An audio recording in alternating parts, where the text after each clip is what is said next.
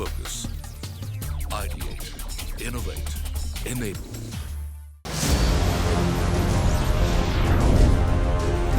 RR Kabel presents CNBC Awaaz Real Estate Awards and Conclave North Zone.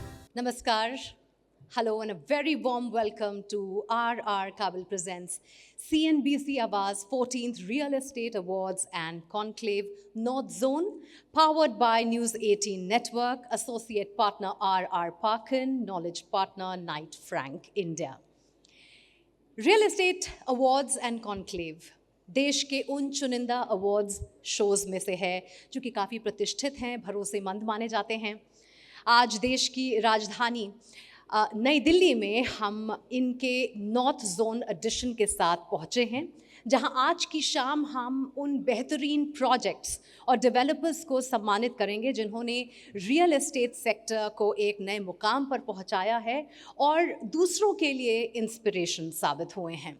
तो देर किस बात की है, आज की इस शाम की शुरुआत करते हैं। मैं बुलाना चाहूँगी सीएनबीसी आवाज़ और सीएनबीसी बाज़ार के मैनेजिंग एडिटर अनुज सिंघल जी को कि वो यहाँ पर आएँ और शाम की शुरुआत करें। Ladies and gentlemen, please put your hands together for Anuj Singhal. Real estate industries बहुत इम्पॉर्टेंट है इस कंट्री के लिए और पिछले 15 सालों में एक टेक्टोनिक शिफ्ट देखी है हमने। जिस तरीके से रियल एस्टेट को देखा जाता है, आपको याद होगा 10-15 साल पहले रियल एस्टेट को एक बहुत अच्छी नज़रों से नहीं देखा जाता था इंडिया में, लेकिन पिछले 10-15 सालों में ये चीज़ चेंज हुई है। ऑब्वियसली यहाँ पर जितने लोग हैं उन्होंने इसमें एक बहुत बड़ा रोल प्ले किया है, इस पूरी इंडस्ट्री ने इसमें एक बहुत बड़ा रोल प्ले किया है और एक ऑर्गेनाइज इंडस्ट्री इसको बनाया है जिसमें जो अपने आप में काबिल तारीफ़ है। इस अवार्ड की बात करें तो हमने इस अवार्ड को 3 कैटेगरीज में डाला है, मेनली रेजिडेंशियल, कमर्शियल और रिटेल। और क्योंकि इंडिया एक बहुत बड़ी कंट्री है, बहुत वास्ट कंट्री है, इसके लिए हमने अवार्ड्स को 4 अलग अलग जोन में बांटा है। आप सबको ऑल द बेस्ट जो आज यहाँ पर आए हैं। और एक चीज़ मैं कहूँगा कि आप सभी विनर्स हैं ऑब्वियसली, और thank you so much for being here.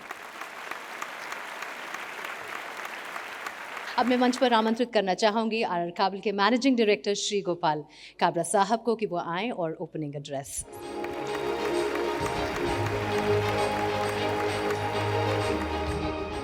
ये अवार्ड हमने एक प्रयास 17 साल पहले की है। यात्रा बहुत पुरानी है लेकिन आज भी नहीं लगती है। हर बार अलग अलग विनर मिलते हैं, अलग अलग लोग मिलते हैं और इसमें एक परिवर्तन हमने काफ़ी किया। बिल्डिंगें तो बहुत मजबूत बन रही है, बहुत अच्छी बन रही है, ऐसा मानते हैं। और वास्तव में सच्चाई कैसी है ये तो यहाँ पे कुछ बिल्डर हमारे दोस्त ये भी बताएंगे कि दिखने में तो बहुत बढ़िया बनती है, उसमें कोई डाउट नहीं है, क्योंकि मार्केटिंग ना केवल विज्ञापन में है लेकिन मार्केटिंग बिल्डिंग में भी है।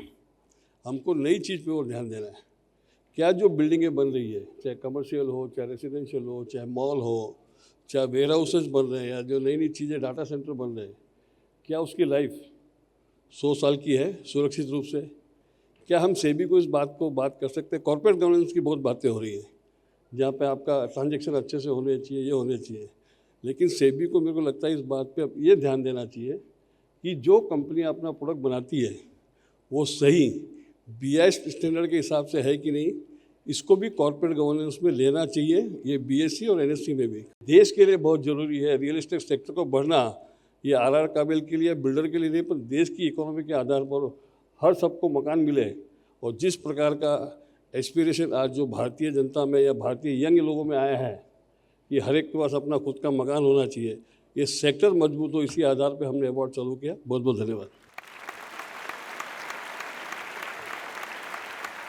चलिए आगे बढ़ते हैं और शुरुआत करते हैं आज की शाम के पहले डिस्कशन की, जिसका टॉपिक है role of north India in towering India's $1 trillion real estate sector. इस चर्चा का उद्देश्य भारत के $1 ट्रिलियन वाले इस रियल एस्टेट सेक्टर में उत्तर भारत के योगदान को समझना और ग्लोबल कॉन्टेक्स्ट में उसके महत्व को जानना है। तो सबसे पहले ये पैनल मॉडरेट करने के लिए मंच पर आमंत्रित करना चाहूँगी CNBC आवाज़ के real estate editor Vipin Bhatt साहब को।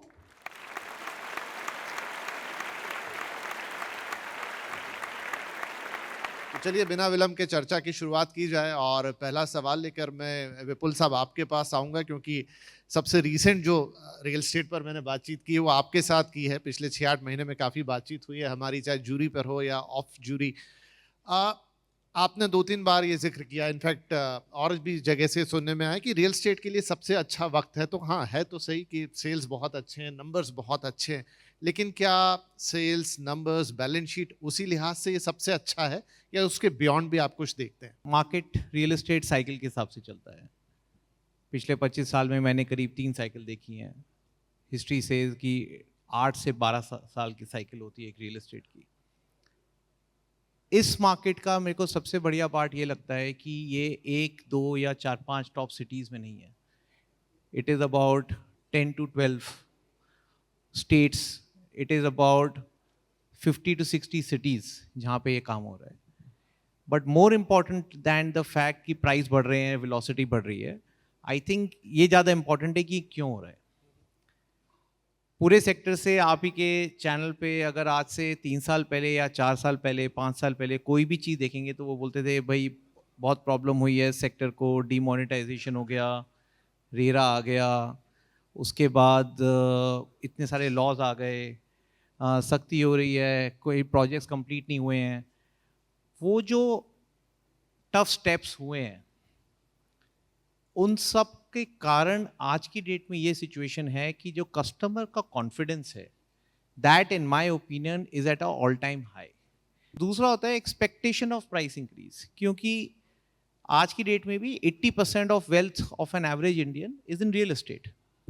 सो market is going up, so there is a FOMO factor that is coming in. So everybody is saying, I don't mind buying, despite the fact that the interest rates on home loans are fairly high. Kabra साहब, इसमें आपके भी विचार बहुत महत्वपूर्ण होंगे। मेरे को लगता है कि कोविड के कारण से लोगों को घर का महत्व समझ में आया, एक नंबर 1। दूसरा, हर आदमी ने जो पहले के ज़माने में ओरिजिनल थे कि इन्वेस्टमेंट जो थोड़ा ज़मीन में किया, थोड़ा शेयर्स में किया, थोड़ा गोल्ड में किया, शायद वो प्रवृत्ति भी घूम के वापस आ गई है। और तीसरी बात यह है कि लोगों का वास्तव में पिछले 5-7 साल में एस्पिरेशन लेवल बहुत हाई हुआ है। जो कई सेक्टरों में जैसे सैलरी लेवल बहुत हाई मिले, ESOP बहुत हाई मिले, लोगों ने शेयर बाज़ार में भी काफ़ी अच्छे पैसे कमाए, वरना जिस ढंग का मार्केट चल रहा है वो वास्तव में डिफरेंट है। यानी इसी एक हो गया आपके रेगुलर मार्केट हो गया। जो लग्जरी अगर देखते हैं आप, जिस तरह से लग्जरी में किसी भी भाव में, हर भाव में गिराए गए। प्रदीप जी हमारे साथ हैं और आप तो मतलब वो डायरेक्ट कनेक्ट है, जो मकान बना रहे हैं और आपसे लोग खरीद रहे हैं, ग्राउंड पे आपका एक्सपीरियंस है। तो मुझे बताइए कि जो पहले लोग खरीदने आते थे और आज जो आपके पास खरीदने आ रहे हैं, जब आप उनसे बात करते हैं, जब आप समझते हैं उनकी चीज़ों को, क्या चेंज आपको लग रहा है? इंडिया की रियल एस्टेट जो सेक्टर है वो $1 ट्रिलियन की तरफ जा सकता है, तो ये कॉन्फिडेंस शो होता है। आप ये देखिए कि पिछले डिकेड में हुआ क्या, किसी भी इंडस्ट्री में जब ट्रस्ट डेफिसिट होता है तो सबसे ज़्यादा वो इंडस्ट्री सफ़र करती है। मुझे लगता है कि अब ये वक्त ऐसा पिछले 5-6 साल में देखने को मिला है, जो ट्रस्ट है वो दोबारा से बिल्ट हुआ है। मुनीश साहब, आपसे ही सवाल पूछता हूँ, क्या आपको लगता है कि वो इंफ्रास्ट्रक्चर ही एक की फैक्टर है जिसके इम्प्रूवमेंट से आप रियल एस्टेट को ऊपर ले जा सकते हैं? मुझे लगता है कि दोनों ही चीज़ें इंपॉर्टेंट हैं, इंफ्रास्ट्रक्चर भी और रियल एस्टेट प्रोजेक्ट्स भी अपने आप में अच्छे होने चाहिए। इंफ्रास्ट्रक्चर जो है वो तो गवर्नमेंट साइड से अच्छा बनने की तरफ हम अग्रसर हैं ही। जो मतलब आप जब से हम आज़ाद हुए हैं तब से लेके अब तक देखिए काफ़ी चेंजेस आ चुके हैं और हमारे पास कोई ऑप्शन नहीं है, हमें ये करना ही होगा, क्योंकि विश्व की about 17% population in less than 2% area रह रही है। तो आप उनको कैसे हाउस करेंगे? आपको अपने आप को बेटर करना पड़ेगा। आप बाहर की कंट्रीज को ब्लाइंडली फॉलो नहीं कर सकते, क्योंकि आपके चैलेंजेस अलग हैं। संजय जी, क्या जो हमारी प्लानिंग अथॉरिटीज़ हैं वो अभी बहुत इनिशियल चीज़ों में ही नहीं अटकी हुई? हमारे प्रधानमंत्री जी ने अर्बन सेक्टर और अर्बन डेवलपमेंट के लिए कहा कि यहाँ 2 चीज़ें इंपॉर्टेंट है, प्लानिंग एंड गवर्नेंस। प्लानिंग की बात करें तो नोएडा अथॉरिटी का जो DNA है वो DNA है कि पब्लिक स्पेस के लिए हम लोगों ने बहुत ज़्यादा काम किया, सर्कुलरिटी के लिए हमने काफ़ी काम किया है, और जितना डेवलपमेंट है नोएडा अथॉरिटी का, ये सारा का सारा ट्रांसपोर्ट ओरिएंटेड डेवलपमेंट रहा है। नमिता जी भी हमारे पैनल पर हैं, RRTS को रिप्रेजेंट कर रही हैं। तो नमिता जी, सबसे पहले तो आपको बहुत बहुत बधाई, क्योंकि वो रैपिड रेल ट्रांसपोर्ट सिस्टम देश में मुझे लगता है या इनफैक्ट यहाँ जितने भी लोग बैठे हैं सबको लगता है कि एक नई क्रांति लेकर आएगा अर्बन ट्रांसपोर्टेशन में और रियल एस्टेट के लिए बड़ा बूस्ट होगा। उसी लहजे से मैं उसी संदर्भ में आपसे सवाल पूछ रहा हूँ कि क्या ऐसे प्रोजेक्ट्स हमारे देश के रियल एस्टेट लैंडस्केप को बदलने की ताकत रखते हैं, और रखते हैं तो कैसे?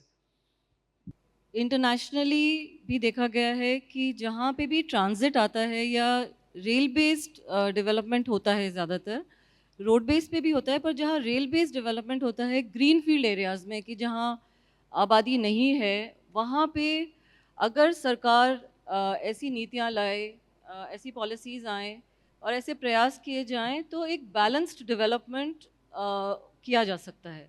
बहुत ही शुक्रिया आप सभी मेहमानों का। बातें बहुत लंबी हो सकती हैं लेकिन समय का थोड़ा तकाजा है, और बहुत शुक्रिया आप सबने पेशेंटली इसको सुना। आई थिंक कुछ तो हम इसमें से ड्रॉ करेंगे। तो फिलहाल के लिए इस पैनल को यहीं समाप्त करते हैं क्योंकि आगे और भी बातचीत करनी है। बहुत बहुत शुक्रिया। RR Kabel presents CNBC Awaaz Real Estate Awards and Conclave, North Zone. RR Kabel presents CNBC Awaaz Real Estate Awards and Conclave, North Zone. It is my honor and privilege to introduce you to man of many achievements and talents and a force to reckon with in Indian politics, none other than Shri Nitin Gadkari ji, Union Minister, Road Transport and Highways. और मैं गुजारिश करना चाहूँगी कि अनुज जी उनके साथ मंच पर आएं प्लीज़। गडकरी सर, सबसे पहले तो बहुत बहुत शुक्रिया, आज आपने अपने बिजी शेड्यूल से हमारे लिए समय निकाला। बड़ा सवाल ये है कि अभी तो ये जर्नी शुरू हुई है, आपकी लीडरशिप में भारतमाला, सागरमाला, भारतमाला 2 काफ़ी प्रोजेक्ट्स चल रहे हैं। क्या प्रोग्रेस है इस समय और क्या आपका विजन है? देखिए, किसी भी देश के इतिहास में उनकी इकोनॉमिक ग्रोथ ही बहुत महत्वपूर्ण होती है, और इकोनॉमिक ग्रोथ जो होती है वो इंडस्ट्री से होती है, ट्रेड बिजनेस से होती है, एग्रीकल्चर से होती है। और एग्रीकल्चर, ट्रेड, बिजनेस और इंडस्ट्री अगर हम लोग शुरू करना चाहते हैं जिससे कैपिटल इन्वेस्टमेंट आती है, तो इसके लिए हमको water, power, transport and communication 4 infrastructure चाहिए। पहली बात तो ऐसी है कि रोड बनने के बाद, अच्छे रोड बनेंगे तो टाउनशिप बनेगी, इंडस्ट्रियल क्लस्टर्स बनेंगे, और वो बनेंगे तो रोज़गार निर्माण होगा। रोज़गार निर्माण होगा तो पर कैपिटा इनकम, जीडीपी बढ़ेगा, और दोनों बढ़ेंगे तो एम्प्लॉयमेंट पोटेंशियल बढ़ेगा। और इसलिए the need of our country is कि हम रोजगार निर्माण करने वाली आर्थिक व्यवस्था को निर्माण करें, और जितने बड़े प्रमाण पर हम ये रोजगार निर्माण करेंगे उतने इसमें हम लोग वर्ल्ड में स्ट्रॉन्ग इकोनॉमी बनेंगे। अभी हम 5वें नंबर पर हैं, और प्रधानमंत्री जी का सपना है कि हम $5 ट्रिलियन की इकोनॉमी बने, हम लोग तीसरी अर्थव्यवस्था दुनिया में बने। और इसके लिए जो सेक्टर्स हैं जिसमें बहुत बड़ा पोटेंशियल है उसमें रियल एस्टेट है। केवल एक बात मैं कहूँगा कि affordable housing and low cost housing को थोड़ा ये ध्यान दे, क्योंकि 10 लाख रुपए के ऊपर जो घर लेने वाले लोग हैं उनकी संख्या पॉपुलेशन की तुलना में 1-1.5% है। ये जो गरीब लोग हैं उनको अगर 10 लाख के अंदर घर मिलेंगे तो वो काफ़ी इनका टर्नओवर बढ़ेगा। हाँ, बड़े इसमें एक ही इसमें जो फ़ायदा होगा, इसके लिए 4 स्कीम में फ़ायदा होगा, पर इसमें रिस्क नहीं है। पर एक आधे बार अगर बड़ी बिल्डिंग बनाई और किसी ने नहीं खरीदी किया तो बैंक का इंटरेस्ट मीटर किसी के लिए रुकता नहीं, उससे अनेक बिल्डर फिर अड़चन में आते हैं। बिल्कुल। खैर, आजकल तो 10-10 करोड़ के अपार्टमेंट्स बन रहे हैं सर, तो लेकिन फिर भी होप यही है कि अफोर्डेबल हाउसिंग पे भी ध्यान दिया जाए। 10 करोड़ के बन रहे हैं, वो बेचारे हंस भी रहे हैं क्योंकि गिरायक है। अभी मैंने एक दिल्ली में द्वारका एक्सप्रेस हाईवे बनाया, उसका इनॉग्रेशन होगा अभी। तो मैं एक बार दिल्ली से मुंबई जा रहा था, तो एक 35 साल का टॉय पहना हुआ एक लड़का एग्जीक्यूटिव बिजनेस क्लास में बैठे थे, मेरे पास आए और एकदम उनने मेरे पैर छुए। तो मैंने उनको कहा ऐसा क्यों कर रहे हो? बोले आपके कारण मेरा लाइफ बदल गया। मतलब क्या हुआ? बोले मेरी कंपनी NCLT में चली गई थी, और ये द्वारका एक्सप्रेस हाईवे बनने से अब मैं कम से कम 5,000 करोड़ का प्रॉफिट मैंने कमाया। और अब मेरा बहुत, अभी वो द्वारका एक्सप्रेस हाईवे मैं जब देखने के लिए गया तो उसके दोनों बाजू में 3-4 लाख फ्लैट्स बने हैं। गडकरी साहब, इवन जो नागपुर वाला जो हाईवे बना है, जो बन रहा है वो भी काफ़ी मतलब शानदार बन रहा है और एकदम अब ऐसे हाईवेज बन रहे हैं इंडिया में जो यूएस के कंपैरिजन में देखे जा सकते हैं। नहीं, ये एक तो सबसे इम्पोर्टेंट चीज़ है कि हम लोग ग्रीन हाईवे बना रहे हैं। ग्रीन हाईवे का मतलब ऐसा दिल्ली से कटरा, ये एग्जिस्टिंग रोड ही नहीं है। हम लोग पूरा 8 लेन नया रोड बना रहे हैं जिसमें दिल्ली से अमृतसर 4 घंटे में, कटरा 6 घंटे में और श्रीनगर 8 घंटे में होगा। तो ये जैसे दिल्ली से मेरठ, ये एग्जिस्टिंग हाईवे को हमने एक्सटेंड किया है। पर दिल्ली से मेरठ भी पहले 3.5 घंटे लगते थे, अब 45-50 मिनट में लोग जा रहे हैं। मैं मेरठ गया था तो लोग मिले कि आजकल हम कैनॉट प्लेस पे आइसक्रीम खाने के लिए यहाँ से जाते हैं। तो टोटल इकोनॉमिक्स बदल गया। अभी दिल्ली से देहरादून हमारा दिसंबर तक पूरा हो जाएगा 2 घंटे में, और दिल्ली से हरिद्वार 1.5 घंटे में। तो अभी तो 9 घंटे लगते हैं। अभी हमने एक अच्छा रोड बनाया दिल्ली से लुधियाना, हमारा रोड है। लुधियाना से हम लोग मनाली जाएंगे और हिमाचल में, तो दिल्ली से मनाली जाने के लिए 15-16 घंटे लगते हैं। अभी 7 घंटे में दिल्ली से मनाली आप गाड़ी पे जाओगे। तो इससे नेचुरली फ्यूल की बचत है, टाइम की बचत है। एयरलाइन कंपनीज के सीईओज आपसे काफ़ी नाराज रहते होंगे अगर आप इतना इतने डिस्टेंसेस इतना कम कर देंगे तो फिर छोटे डिस्टेंस की फ्लाइट्स तो कोई लेगा ही नहीं फिर। देखो, आपको याद होगा मैं जब 95-2000 में मंत्री था तो मुंबई और पुणे के बीच में जेट एयरवेज की 8 फ्लाइट्स थी। जब हाईवे बन गया तब से कैंसिल हो गई। अब मैं आपको बता रहा हूँ, अगले जनवरी से दिल्ली से जयपुर, दिल्ली से चंडीगढ़ और दिल्ली से देहरादून सारी फ्लाइटें कैंसिल हो जाएगी। नहीं तो गडकरी साहब एक चीज़ है वैसे, और आप खुद महाराष्ट्र से हैं, आपने कहा 2 घंटे में हम यहाँ से देहरादून पहुँच जाएंगे। 2 घंटे में हम चर्च गेट से अंधेरी उसको कैसे कम किया जाए? वो जो शहरों में जो दिक्कत है, काबरा साहब है यहाँ पे, हमको मतलब जितने टाइम में हम दिल्ली से बॉम्बे से दिल्ली आते हैं कई बार उससे ज़्यादा टाइम लगता है एयरपोर्ट से अपने घर जाने में। वो एक शहर में तो मुंबई की समस्या ऐसी है कि मुंबई में ट्रैफिक की समस्या, 3 बाजू में समुद्र है और मुंबई में आने वाला गेट खुला है, जाने वाला नहीं है। आखिर मुंबई की भी कोई मर्यादा है। दूसरी बात, ये वर्ली बांद्रा सीलिंग प्रोजेक्ट मैंने बनाया तब मैंने इसको विरार तक तैयार किया था प्रोजेक्ट, और ये जो अभी बन रहा है, ये जो उरन की तरफ जाने वाला एलिवेटेड रोड समुद्र से, तो ये भी मेरे समय का ही हमने प्लान किया था, ट्रांसफार्मर ली। तो अभी क्या है कि ये जो वर्ली बांद्रा है इसको अगर डायरेक्ट विरार तक जोड़ने का काम अभी शुरू हुआ है, तो ये हो जाएगा तो आपको अंधेरी में जाने में हर जगह से कोई फर्क नहीं पड़ेगा। दूसरा, दिल्ली से मुंबई जो है हमारा JNPT तक है, और मेरा सपना है कि दिल्ली से नरीमन पॉइंट करना है। तो मैं ये विरार वालों को वहाँ से बीच में मैंने एक 50,000 करोड़ का ब्रिज का ये प्रपोजल महाराष्ट्र सरकार को दिया था कि हम ही बनाएंगे, आप पैसे मत दीजिए, केवल अनुमति दीजिए। तो वो अभी विरार तक आ रहे हैं, उसके बाद हम उसको जोड़ेंगे तो डायरेक्ट दिल्ली से नरीमन पॉइंट जाएंगे। तो ये जो समुद्र में बन जाएगा तो इससे काफ़ी रिलीफ हो जाएगा। गडकरी साहब, कोविड के बाद कंस्ट्रक्शन कंपनियों की बुरी हालत थी और कई कंस्ट्रक्शन कंपनियां स्पेशली NHAI के प्रोजेक्ट्स लेना ही नहीं चाहती थी। फिर आपने एक मीटिंग की थी उनके साथ, उनके इश्यूज समझे थे आपने। ऐसा क्या किया आपने कि उसके बाद एक ना सिर्फ डोमेस्टिक बल्कि foreign interest Indian road development में आया? देखिए, पहले बात तो इसी, ये जब मैं मंत्री बना तो 406 प्रोजेक्ट 3,85,000 करोड़ के स्टॉल प्रोजेक्ट थे जो अकाउंट NPA हो गए थे। तो स्वाभाविक रूप से स्ट्रक्चर में प्रॉब्लम ये था कि लैंड एक्विजिशन नहीं हुआ, यूटिलिटी शिफ्टिंग की परमिशन नहीं मिली, फॉरेस्ट एनवायरनमेंट के क्लियरेंस नहीं मिले और लैंड के डिस्प्यूट कोर्ट में चले गए। तो फिर मैंने उस समय काफ़ी मेहनत करके हमने करीब 40 से 50,000 करोड़ के प्रोजेक्ट टर्मिनेट किए, 1 लाख करोड़ के प्रोजेक्ट को रिप्लेसमेंट किए और कुछ प्रोजेक्ट के प्रॉब्लम सॉल्व किए। अभी हमारे यहाँ स्टॉल प्रोजेक्ट नहीं के बराबर है। हमारी डिपार्टमेंट ने इंडियन बैंकों को 3 लाख करोड़ के NPA से बचाया। और अभी तो रोड, अभी मैं आप सबको आह्वान करूँगा कि अब हम BOT में एक स्पेशल ड्राइव कर रहे हैं और BOT की एक कॉन्फ्रेंस भी कर रहे हैं, built operate and transfer. BOT come back कर रहा है, HAM मॉडल से वापस BOT नहीं, हाइब्रिड एन्युटी मॉडल हमने उस समय निकाला था। पर अभी BOT को हम बड़े प्रमाण पे करें क्योंकि कॉन्ट्रैक्टर में ताकत आई है। यानी पहले बीओटी से लोग डरते थे, अब वो डर निकल गया बीओटी बाद से। में डाउन हो गई, परिस्थिति खराब हो गई, उन्होंने बहुत हालत खराब हो गई बड़ी बड़ी कंपनियों की। तो वो हमने फिर हाइब्रिड एन्युटी मॉडल निकाला कि 40% हम देंगे, 60% वो लाएंगे। मैं आपको इंटरेस्टिंग बात बताता हूँ, मैं वाटर रिसोर्स मिनिस्टर था तो मैंने मथुरा का जो स्लज है उसको 90 mld स्लज को एक हाइब्रिड एन्युटी में 40% from the government and 60% from the investor, Triveni engineering करके कंपनी उन्होंने लिया, और वो जो पानी शुद्ध किया वो इंडियन ऑयल रिफाइनरी ने 20 करोड़ साल के देकर वो खरीद लिया।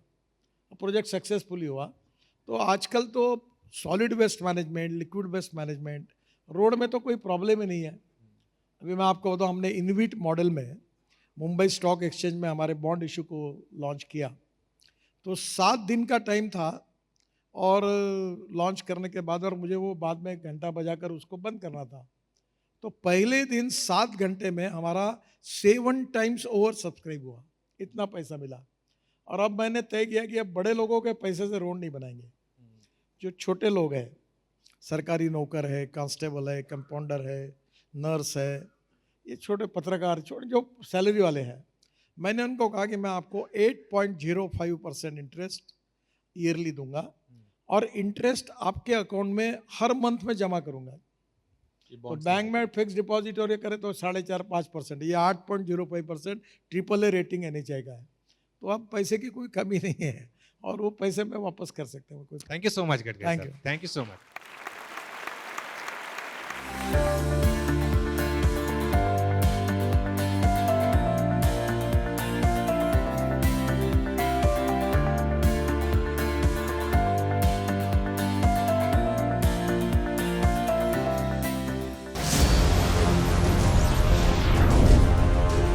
RR Kabel presents CNBC Awaaz Real Estate Awards and Conclave, North Zone.